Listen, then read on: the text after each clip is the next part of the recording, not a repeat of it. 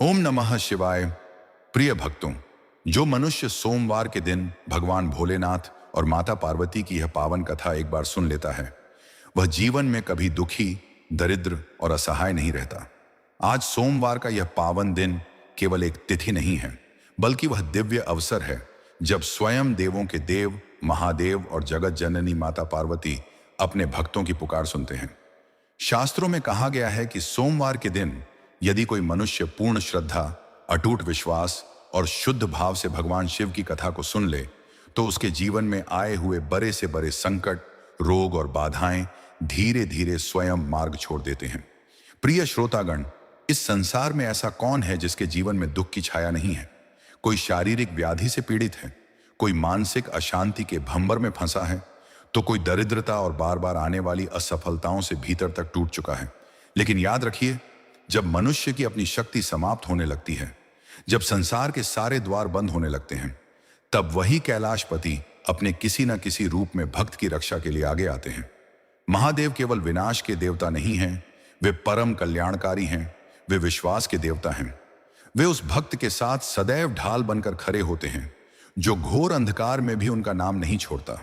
कहा जाता है कि जिन घरों में सोमवार के दिन भगवान शिव और माता पार्वती की कथा अत्यंत श्रद्धा से सुनी जाती है, वहां नकारात्मक शक्तियां टिक नहीं पाती, असाध्य रोग शांत होने लगते हैं और मन को एक ऐसी अपूर्व शांति प्राप्त होती है जिसे शब्दों में व्यक्त करना कठिन है। आज की यह पावन कथा कोई साधारण कल्पना नहीं है, बल्कि यह उन असंख्य अनुभवों का निचोड़ है जहां टूटते हुए परिवारों को सहारा मिला, सूनी गोद को आशीष मिला और डगमगाते जीवन को नई राह दिखाई दी। लेकिन प्रिय श्रोतागण, यह सब तभी संभव है जब आप इस कथा को पूरे मन से, बिना अधूरा छोड़े, धैर्य के साथ सुने। इसलिए इस समय अपने मन को बिल्कुल शांत कर लें, सांसारिक चिंताओं को कुछ समय के लिए विश्राम दें, ओम नमः शिवाय का मन ही मन स्मरण करें और अपने सभी कष्टों को भोलेनाथ के चरणों में समर्पित कर दें। जो बोझ आप वर्षों से अपने हृदय पर उठाए हुए हैं, उसे आज यहीं छोड़ दें, क्योंकि जब कथा के प्रति विश्वास जागता है, तब महादेव स्वयं अपने भक्त के जीवन की जिम्मेदारी संभाल लेते हैं। प्रिय श्रोतागण, सोमवार व्रत की इस पावन कथा में आगे बढ़ने से पहले एक अत्यंत गंभीर और कल्याणकारी बात जान लेना बहुत आवश्यक है। हमारे धर्म ग्रंथों में स्पष्ट रूप से यह बताया गया है कि सोमवार के दिन शिव शक्ति से जुड़ी कोई भी कथा या उपासना यदि बीच में छोड़ दी जाए तो उसका पूर्ण फल प्राप्त नहीं होता। सोमवार का व्रत केवल अन्न का त्याग नहीं है, यह मन, वाणी और अटूट विश्वास की परीक्षा है। अधूरी कथा मन में अनचाहे संदेहों को जन्म देती है और जहां संदेह होता है, वहां श्रद्धा कमजोर पड़ जाती है। इसीलिए आपसे विनम्र निवेदन है कि इस कथा को अंत तक अत्यंत एकाग्रता से सुनें। क्या पता इस कथा का कोई एक प्रसंग आपके भीतर के डर को खत्म कर दे या कोई एक वाक्य आपके जीवन की दिशा बदल दे। आइए अब हम चलते हैं प्राचीन भारतवर्ष के उस समय में जब श्रद्धा और विश्वास ही जीवन का आधार हुआ करते थे। कल्पना कीजिए एक अत्यंत मनोरम और समृद्ध गांव की, जिसका नाम था कमलपुर। यह गांव प्राकृतिक सुंदरता से परिपूर्ण था। चारों ओर हरे भरे खेत, लहलहाती फसलें और गांव के बीचों बीच बहती एक शीतल नदी, जिसकी कलकल ध्वनि ऐसा आभास कराती थी मानो प्रकृति स्वयं महादेव की स्तुति कर रही हो। कमलपुर के लोग बहुत सीधे साधे और धार्मिक थे। गांव के उत्तर दिशा में भगवान सोमेश्वर महादेव का एक प्राचीन मंदिर था, जिसकी गुंबद पर लगा स्वर्ण कलश सूर्य की पहली किरण के साथ चमक उठता था। इसी समृद्ध कमलपुर गांव में एक बहुत ही प्रभावशाली और धनी साहूकार रहता था, जिसका नाम था ईश्वरलाल। ईश्वरलाल के पास धन संपत्ति की कोई कमी नहीं थी।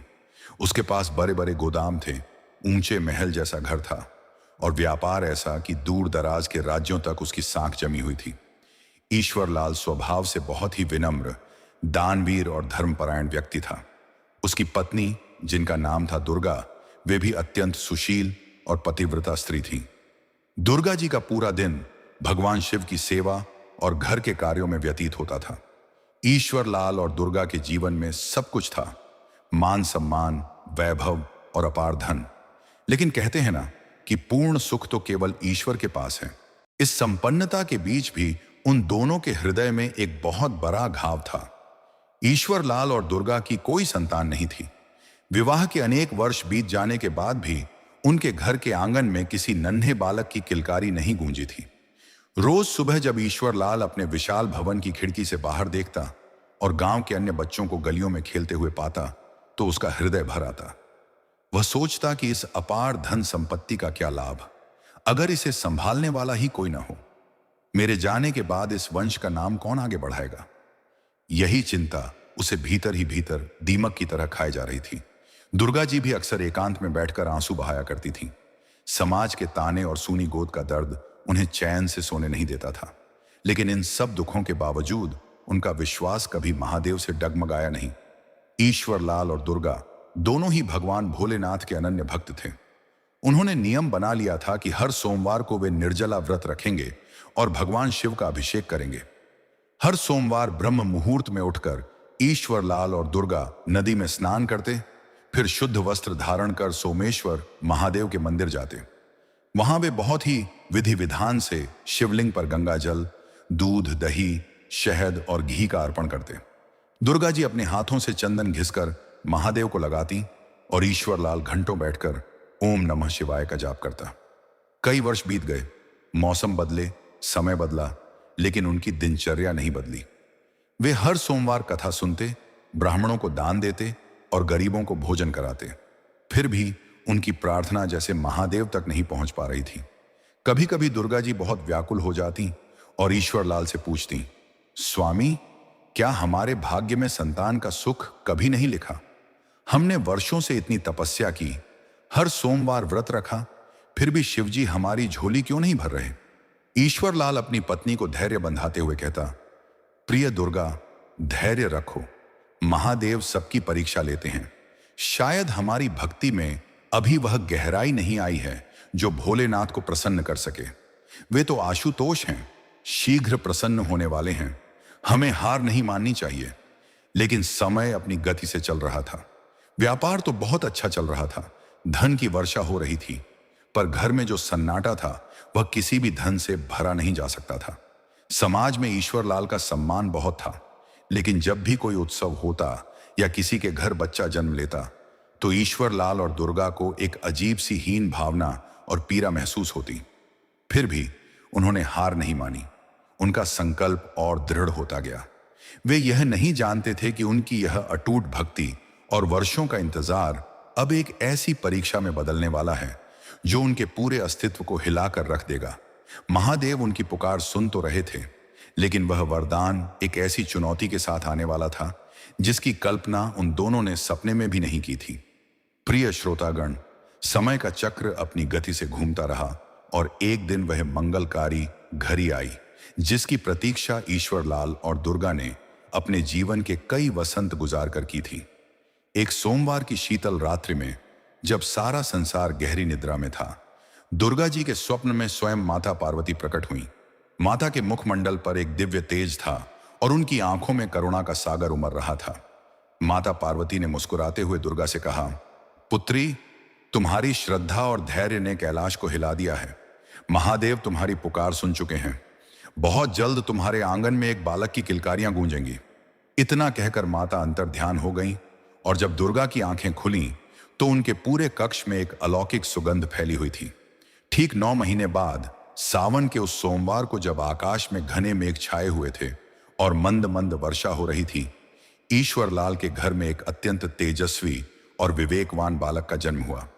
उस बालक का मुख इतना कांतिमय था कि उसे देखने वाला हर व्यक्ति मंत्रमुग्ध हो जाता था। पूरे कमलपुर गांव में खुशियां मनाई गईं, ढोल नगारे बजे और ईश्वरलाल ने अपनी खुशी में अपनी तिजोरियां गरीबों के लिए खोल दी। उसे लगा कि अब उसके जीवन का सारा दुख सदा के लिए समाप्त हो गया है। उसने बालक का नाम बहुत ही सोच विचार कर रखा, क्योंकि वह बच्चा उसके लिए महादेव का साक्षात प्रसाद था। लेकिन प्रिय श्रोतागण, नियति के खेल बड़े ही निराले होते हैं। जिस घर में खुशियों का अंबार लगा था, वहां अचानक दुखों के बादल मंडराने लगे। जैसे जैसे बालक बड़ा होने लगा, ईश्वरलाल के फलते फूलते व्यापार पर ग्रहण लगने लगा। जो व्यापार पीढ़ियों से सफलता की ऊंचाइयां छू रहा था, वह अचानक ढहने लगा। ईश्वरलाल के माल से लदे हुए जहाज समुद्र में डूबने लगे। गोदामों में रहस्यमयी तरीके से आग लगने लगी और जिन व्यापारियों पर ईश्वरलाल को अटूट भरोसा था, वे एक एक करके उसे धोखा देने लगे। देखते ही देखते वह अमीर साहूकार, जिसके दरवाजे पर मांगने वालों की कतार लगी रहती थी, खुद आर्थिक संकटों में घिरने लगा। इतना ही नहीं, उस सुंदर और हंसते खेलते बालक की सेहत भी गिरने लगी। वह अक्सर बीमार रहने लगा। बड़े बड़े वैद्यों को बुलाया गया, कीमती औषधियां दी गईं, लेकिन बालक का शरीर दिन प्रतिदिन कमजोर और पीला पड़ता जा रहा था। ईश्वरलाल और दुर्गा के पैरों तले जमीन खिसक गई। वे समझ नहीं पा रहे थे कि जिस महादेव ने उन्हें यह पुत्र दिया है, वे ही अब उनसे उनकी खुशियां क्यों छीन रहे हैं। वे रात रात भर जागकर बालक की सेवा करते और महादेव से गुहार लगाते, पर स्थिति सुधरने का नाम नहीं ले रही थी। एक दिन जब ईश्वरलाल बहुत ज्यादा परेशान और हताश हो गया, तो उसे पता चला कि गांव से दूर पहाड़ियों के बीच एक अत्यंत सिद्ध और दिव्य साधु महाराज पधारे हैं। कहा जाता था कि वे साधु त्रिकालदर्शी थे और उनकी दृष्टि से कोई भी सत्य छिपा नहीं रहता था। ईश्वरलाल ने निर्णय लिया कि वह अपनी अंतिम उम्मीद के साथ उन महात्मा के पास जाएगा।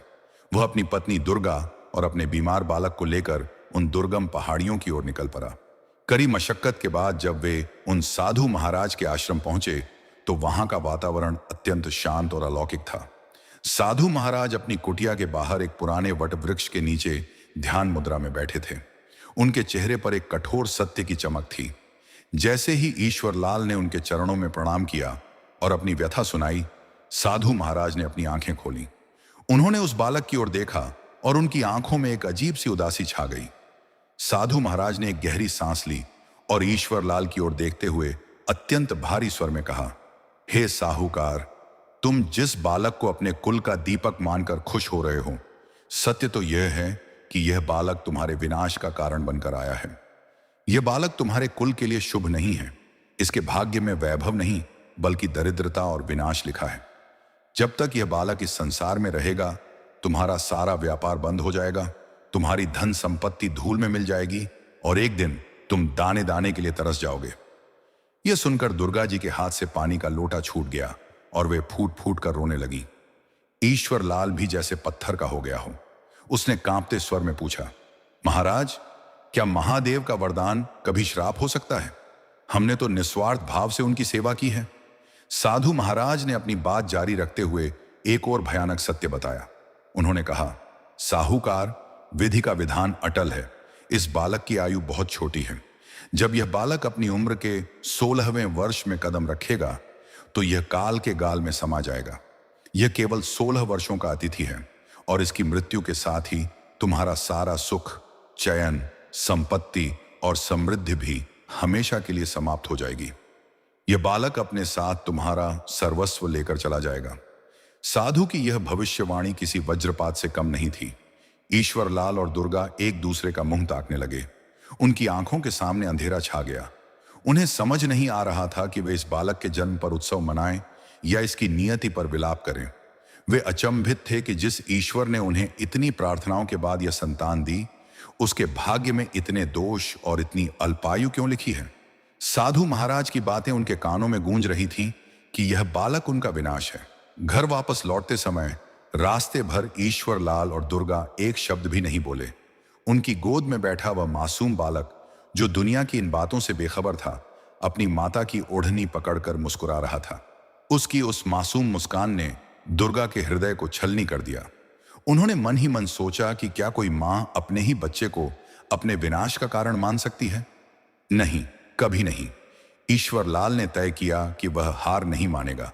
उसने दुर्गा से कहा, दुर्गा, साधु ने जो कहा वह शायद सत्य हो, पर महादेव का नाम उस सत्य से भी बड़ा है। हम अपनी भक्ति और बढ़ाएंगे। हम बालक को बचाने के लिए हर संभव प्रयास करेंगे। लेकिन जैसे जैसे दिन बीतते गए, बालक और भी अधिक कमजोर होने लगा। घर की स्थिति बिगड़ने लगी। नौकर चाकर छोड़कर जाने लगे और व्यापार पूरी तरह ठप हो गया। जो महल कभी रोशनी से जगमगाता था, वहां अब केवल निराशा का अंधकार था। प्रिय श्रोतागण, साधु महाराज की उस भयावह भविष्यवाणी ने ईश्वरलाल और दुर्गा के जीवन को पूरी तरह से झकझोर कर रख दिया था। लेकिन धन्य है वह माता पिता जिन्होंने अपने बालक को विनाश का कारण सुनने के बाद भी उसे केवल अपनी ममता और महादेव का आशीर्वाद ही समझा। उन्होंने बालक का नाम विवेक रखा था और सचमुच वह बालक अपनी उम्र से कहीं अधिक बुद्धिमान और शांत स्वभाव का था। जैसे जैसे समय बीतता गया, साधु की बातें एक एक कर सच होने लगी। ईश्वर लाल का वह विशाल व्यापार जो कभी 7 राज्यों में फैला था, अब पूरी तरह सिमट चुका था। उसकी ऊंची हवेलियां बिक गईं, कीमती साजो सामान, कौड़ियों के दाम नीलाम हो गए। और एक समय ऐसा आया कि ईश्वर लाल, जो कभी पूरे कमलपुर को भोजन कराता था, अब खुद अपने परिवार के लिए 2 वक्त की रोटी जुटाने के लिए संघर्ष करने लगा। लेकिन हैरान करने वाली बात यह थी कि इतनी विपत्ति के बाद भी ईश्वर लाल के चेहरे पर महादेव के प्रति कोई शिकायत नहीं थी। वह अक्सर अपनी पत्नी दुर्गा से कहता, दुर्गा, यह सब महादेव का दिया हुआ था, और अगर वे इसे वापस ले रहे हैं तो इसमें भी उनकी कोई ना कोई मंगलकारी इच्छा ही होगी। धन तो आता जाता रहता है, पर महादेव की कृपा सदा बनी रहनी चाहिए। इधर बालक विवेक जैसे जैसे 16वें वर्ष की ओर बढ़ रहा था, उसका शरीर अत्यंत क्षीण और कमजोर होता जा रहा था। उसकी आंखों में एक अजीब सा सन्नाटा और गहराई थी, मानो उसे अपनी नियति का आभास होने लगा हो। वह घंटों तक अपने घर के आंगन में लगे एक छोटे से शिवलिंग के सामने बैठा रहता और अपनी तुतली आवाज में ओम नमः शिवाय का जाप करता। दुर्गा जी उसे देख देख कर भीतर ही भीतर मरती रहती थी। वे हर सोमवार को निर्जला व्रत रखती और अपनी आंखों के आंसुओं से शिवलिंग का अभिषेक करती।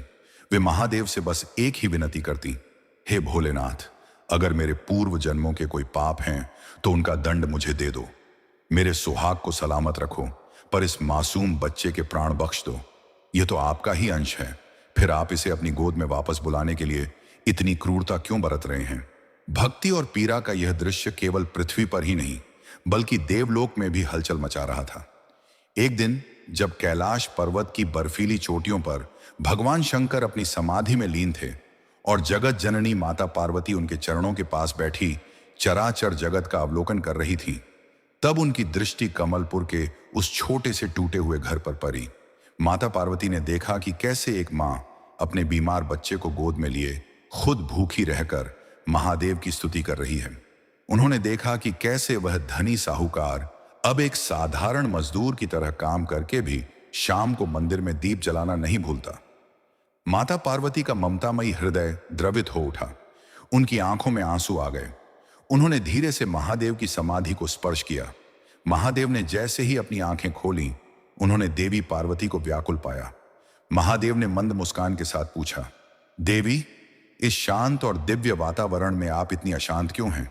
आपकी आंखों में ये आंसू किस लिए? माता पार्वती ने हाथ जोड़कर कहा, हे स्वामी, हे प्राणनाथ, क्या आप पृथ्वी पर अपने उस अनन्य भक्त ईश्वरलाल की दशा नहीं देख रहे? वह साहूकार जिसने अपना सर्वस्व आपके चरणों में अर्पण कर दिया, आज दाने दाने के लिए तरस रहा है। उसका इकलौता पुत्र जो आपकी ही कृपा से जन्मा है, अब मृत्यु के द्वार पर खड़ा है।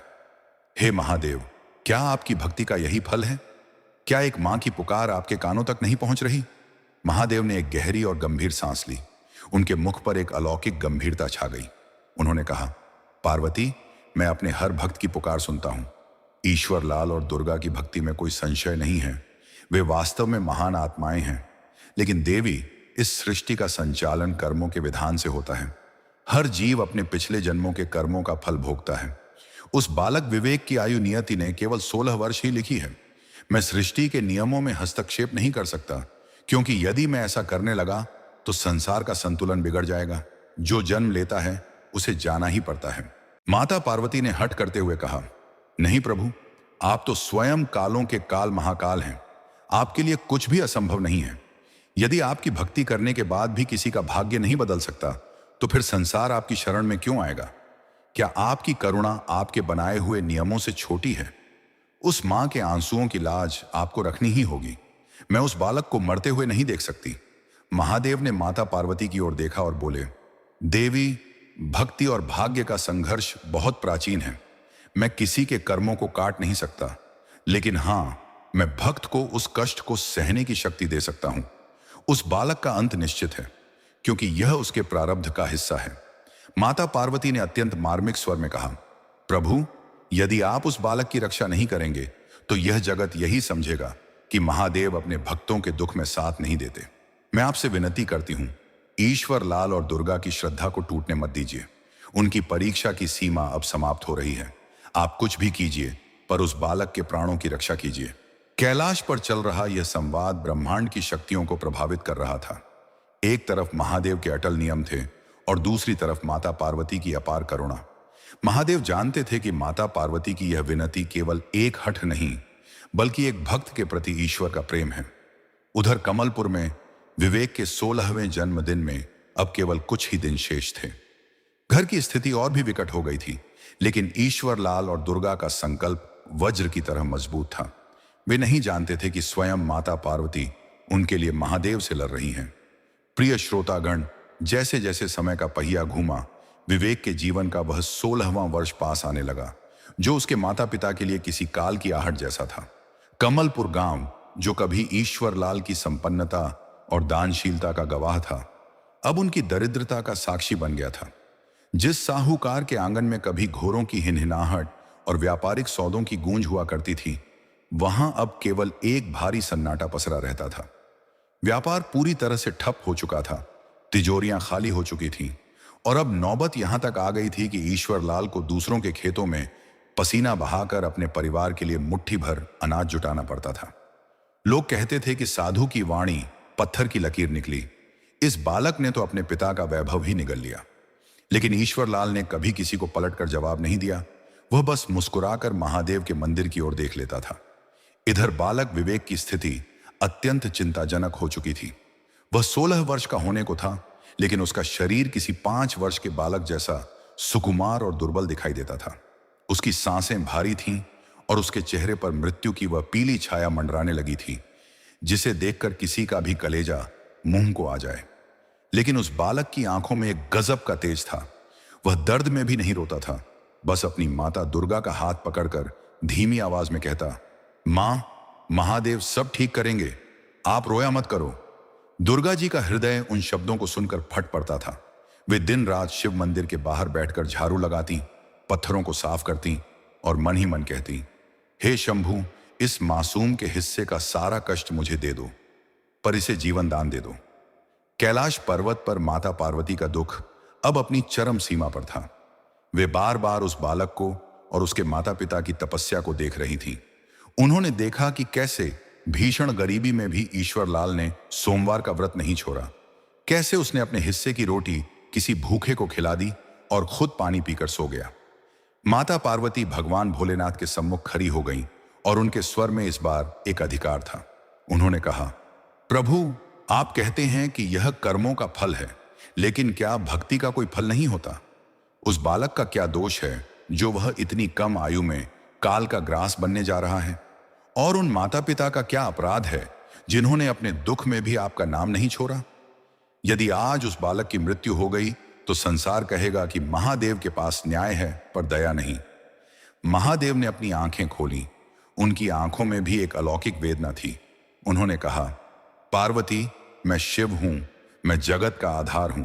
यदि मैं स्वयं अपने बनाए नियमों को तोड़ने लगूंगा तो सृष्टि की व्यवस्था छिन्न भिन्न हो जाएगी। जन्म और मृत्यु का चक्र एक ऐसी जंजीर है जिससे हर जीव बंधा हुआ है। उस बालक विवेक की सांसें गिनती की हैं। वह अपने पूर्व जन्म के अरण चुका रहा है। मैं उसके कर्मों की गति को कैसे रोक सकता हूं? यदि मैंने आज उसे बचा लिया तो प्रकृति का संतुलन बिगड़ जाएगा और काल अपना अधिकार मांगेगा। महादेव के शब्द सत्य थे, पर वे माता पार्वती के करुणामयी हृदय को संतुष्ट नहीं कर पा रहे थे। माता पार्वती ने रोते हुए कहा, स्वामी, नियमों का पालन निर्जीव वस्तुओं के लिए होता है, जीवित और प्रेमी भक्तों के लिए नहीं।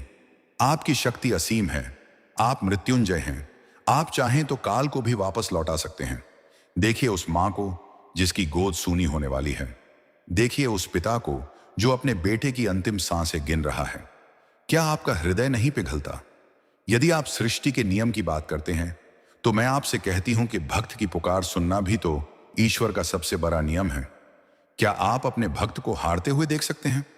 माता पार्वती की आंखों से गिरे आंसू कैलाश की बर्फ को पिघलाने लगे थे। महादेव ने देखा कि माता पार्वती उस बालक के दुख को अपना दुख मान चुकी है। उन्होंने कहा, देवी, नियति बहुत क्रूर होती है। जब काल आता है तो वह किसी की प्रार्थना नहीं सुनता। विवेक की उम्र अब खत्म होने के कगार पर है। उसका 16वां जन्मदिन ही उसका अंतिम दिन होने वाला है। मैं किसके कर्मों को नहीं रोक सकता, क्योंकि उन्होंने इसी दुख को अपने प्रारब्ध के रूप में स्वीकार किया है। वे दोनों पति पत्नी अपने कष्टों को अपना भाग्य मानकर सह रहे हैं, लेकिन माता पार्वती चुप नहीं रही। उन्होंने संकल्प लिया कि वे तब तक महादेव को शांत नहीं बैठने देंगी जब तक वे कोई मार्ग नहीं निकाल लेते। प्रिय श्रोतागण, समय की गति को कोई नहीं रोक पाया है और कमलपुर के उस छोटे से घर के लिए वह घड़ी आ ही गई जिससे पूरा गांव थरथरा रहा था। विवेक के 16वें जन्मदिन की वह सुबह कोई उत्सव लेकर नहीं, बल्कि मौत की एक ठंडी आहट लेकर आई थी।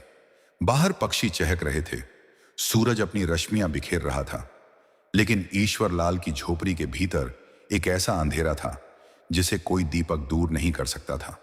विवेक बिस्तर पर लेटा हुआ था।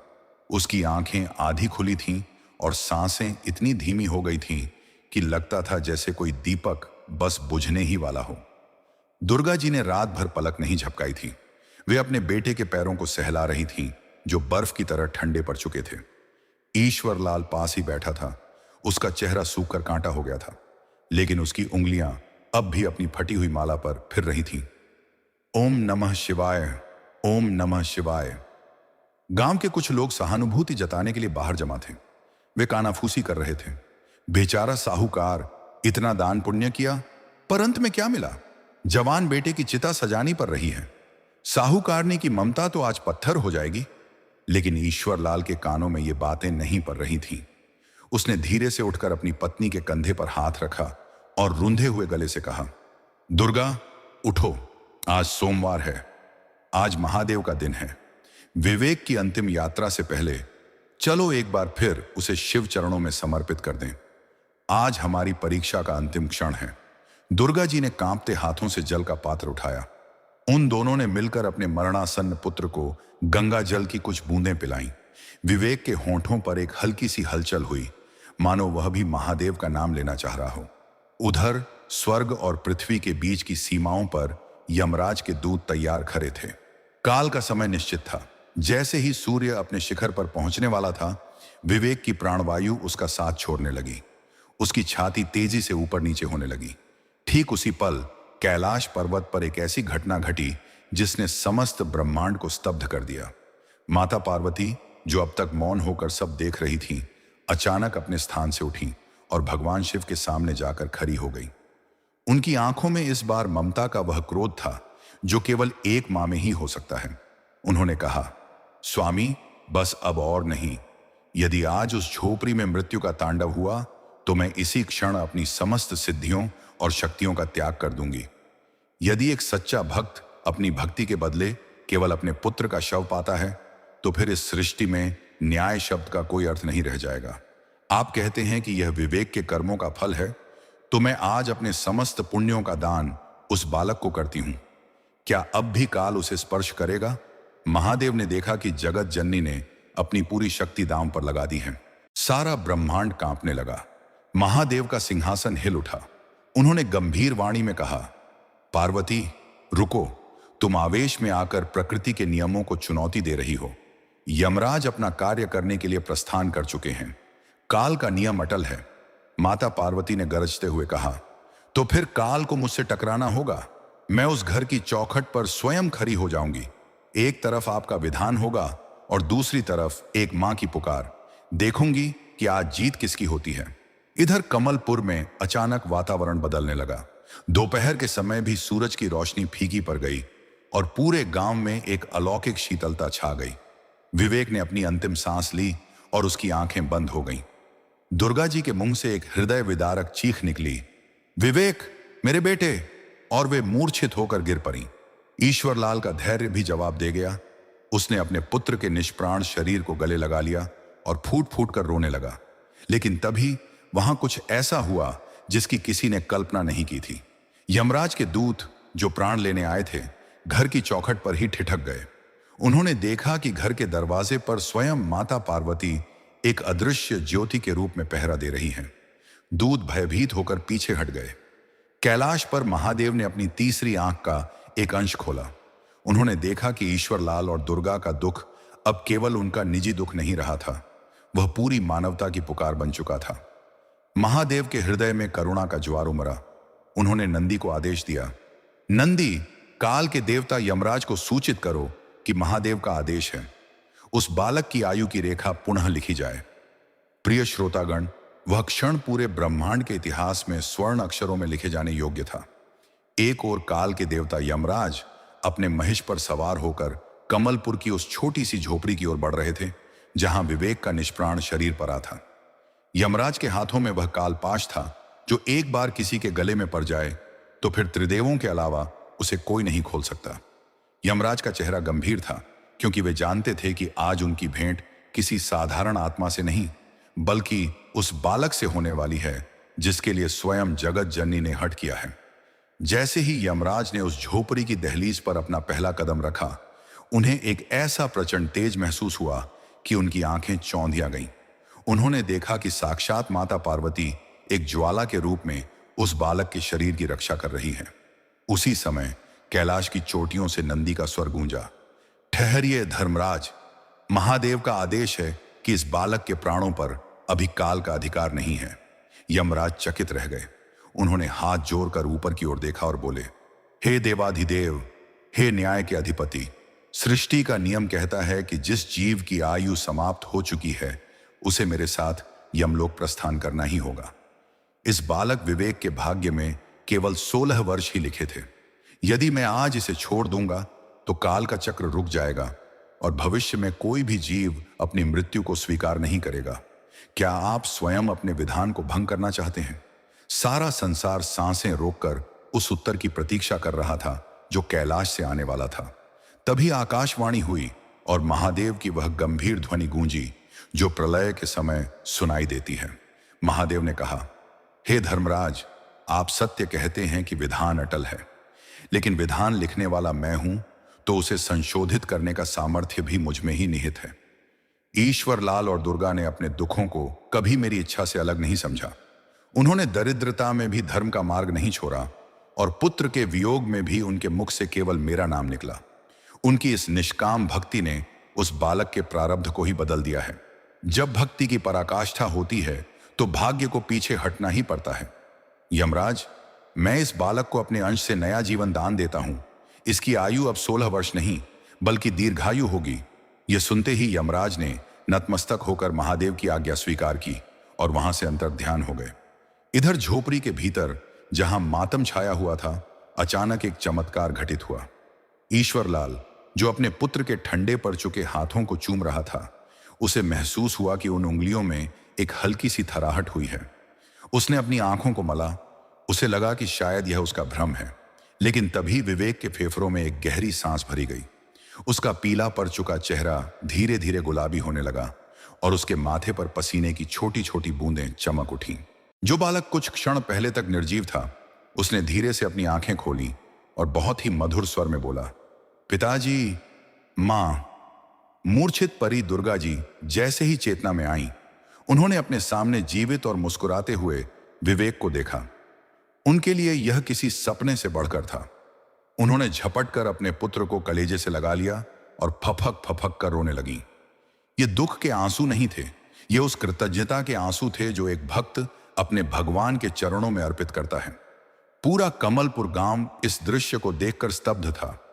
लोग जो बाहर खड़े होकर विनाश की बातें कर रहे थे, वे अब महादेव के जयकारे लगाने लगे।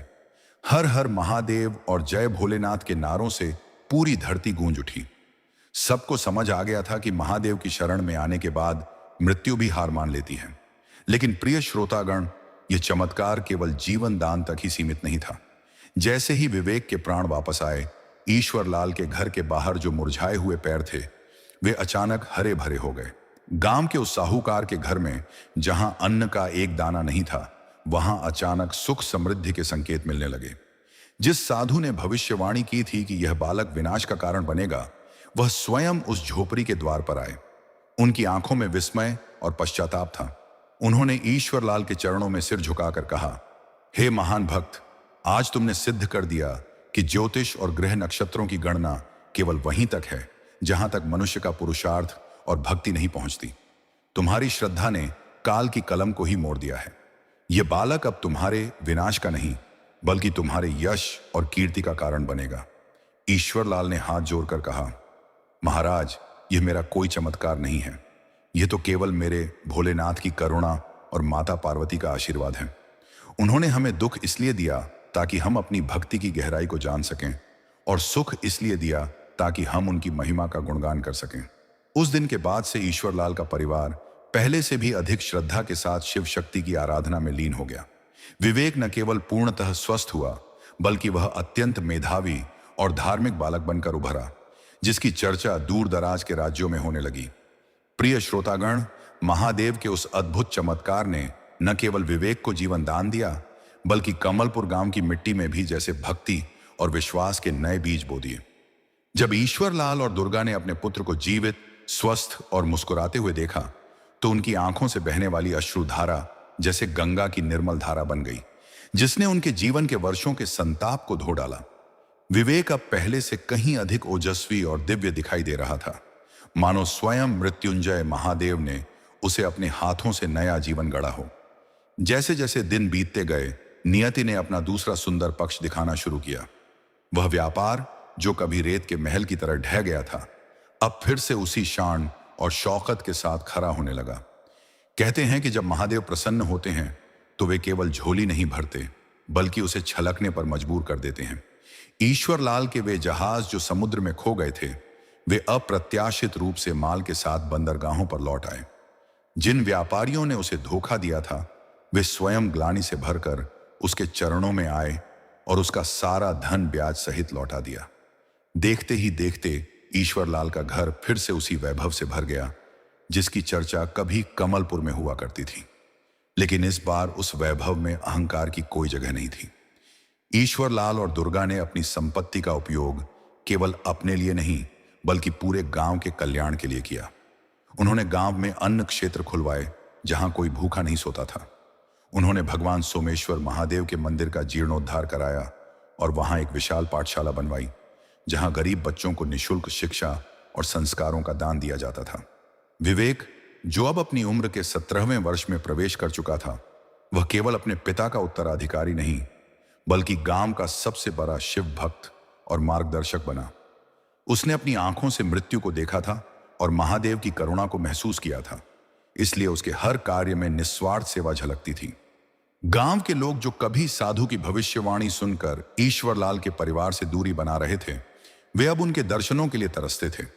उन्होंने यह प्रत्यक्ष देख लिया था कि यदि मनुष्य का विश्वास अटल हो और उसके कर्म शुद्ध हों, तो स्वयं विधाता को भी अपने निर्णय बदलने पड़ते हैं। माता पार्वती की वह करुणा और महादेव का वह न्याय आज भी कमलपुर की लोक कथाओं में जीवित है। यह कथा हमें सिखाती है कि जीवन में दुख और संकट केवल हमें तोड़ने के लिए नहीं आते, बल्कि वे हमारी भक्ति की अग्नि परीक्षा लेने के लिए आते हैं। जो मनुष्य विपत्ति के समय डगमगा जाता है, वह उस दिव्य शांति से वंचित रह जाता है, लेकिन जो ईश्वरलाल की तरह घोर अंधकार में भी ओम नमः शिवाय का दामन थामे रहता है, उसके लिए महादेव स्वयं काल से लड़ जाते हैं। प्रिय श्रोतागण, सोमवार की यह पावन कथा केवल एक साहूकार के परिवार की कहानी नहीं है, बल्कि यह हर उस मनुष्य के लिए एक आशा की किरण है जो आज किसी न किसी संकट से जूझ रहा है। यदि आप भी अपने जीवन में किसी ऐसी बाधा का सामना कर रहे हैं जो आपको नामुमकिन लग रही है, तो ईश्वरलाल और दुर्गा की तरह अपने मन को शांत करें और अपना सारा बोझ महादेव के चरणों में समर्पित कर दें। याद रखिए, महादेव आशुतोष हैं। वे आपके द्वारा चढ़ाए गए एक लोटे जल से भी उतने ही प्रसन्न होते हैं जितने किसी बड़े अनुष्ठान से। बस शर्त केवल इतनी है कि आपके मन में संदेह नहीं, बल्कि श्रद्धा होनी चाहिए। ईश्वरलाल और दुर्गा का जीवन अब पूर्णतः सफल हो चुका था। उन्होंने न केवल अपने पुत्र को पाया, बल्कि उस परम सत्य को भी पा लिया कि इस संसार में ईश्वर के प्रेम से बढ़कर और कुछ भी स्थायी नहीं है। उनका परिवार आज भी उन सभी के लिए एक उदाहरण है जो यह मानते हैं कि भाग्य बदला नहीं जा सकता। भाग्य बिल्कुल बदला जा सकता है, यदि उसे बदलने की जिद आपकी भक्ति में हो। प्रिय श्रोतागण, सोमवार व्रत की इस अत्यंत मार्मिक और हृदय स्पर्शी कथा का यही समापन होता है। आशा है कि ईश्वरलाल, दुर्गा और विवेक के इस संघर्षपूर्ण और भक्तिमयी सफर ने आपके हृदय की गहराइयों को छुआ होगा। इस कथा के माध्यम से जो प्रेम, धैर्य और विश्वास की सीख हमें मिली है, उसे अपने जीवन में उतारने का प्रयास अवश्य करें।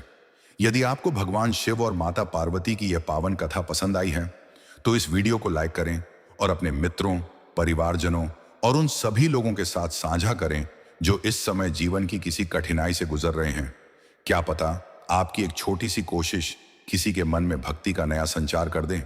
हमारे चैनल साधना एम्पायर को सब्सक्राइब करना न भूलें ताकि धर्म, अध्यात्म और ऐसी ही प्रेरणादायक कथाएं आपको निरंतर प्राप्त होती रहें। कमेंट बॉक्स में हर हर महादेव लिखना न भूलें, क्योंकि आपका एक एक शब्द हमारी आस्था को और भी मजबूत बनाता है। भगवान भोलेनाथ और माता पार्वती की कृपा आप सभी पर सदैव बनी रहे।